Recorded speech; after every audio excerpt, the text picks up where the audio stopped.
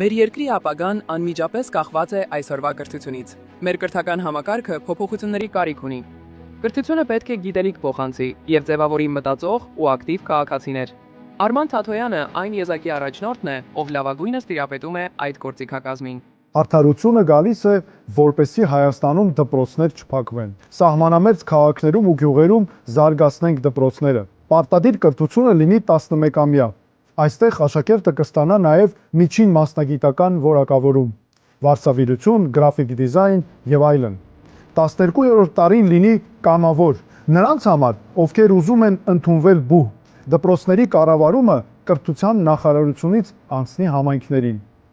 Ատեստավորում չանցած որևէ ուսուցիչ չզրկվի աշխատանքից։ Գյուղում ուսուցչի համար լինի հատուկ ծրագիր մինչև 0% վարկով կամ մեկնարկային ֆինանսավորմամբ, իսկ երկարաժամկետ աշխատանքի դեպքում բնակարան, հողամաս կամ միանվագ ֆինանսական աջակցություն, արական սեռի երիտասարդներին տրվի զինվորական ծառայությունից տարկետում։ Կրթության բյուջեն լինի հնայի 3.5%, մինչև 5% դարձնելու հեռանկարով։ Արդարությունը գալիս է, որպեսզի Հայաստանի պետական բուհերում Հայաստանի քաղաքացիների համար բարձրագույն կրթությունը լինի անվճար։ Մասնավոր բուհերում կամ վճարովի ծրագրերով սովորողների համար լինեն ուսման եւ ապրելու ծախսերի համար վարկեր,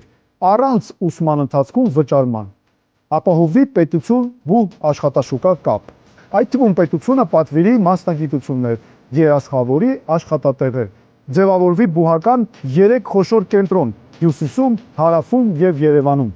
Մարզերում զարգացնենք համալսարանները։ Գորիսը ունենա տեխնոլոգիական համալսարան, Գյումրին մանկավարժություն, տնտեսագիտություն եւ այլն։ Արդարությունը գալիս է, որպեսզի երիտասարդի հաջողությունը կախված լինի գիտելիքից եւ աշխատասիրությունից։ Հունիսի 7-ին քվեարկեք մեր օգտին։ Արդարությունը գալիս է մեզ վերադարձնելու մեր երկիրը։ Առանց ձեր քվեի չկա արդարություն։ Քվեարկեք միասնության թևերի օգտին։ Քվեաթերթիկ համար 6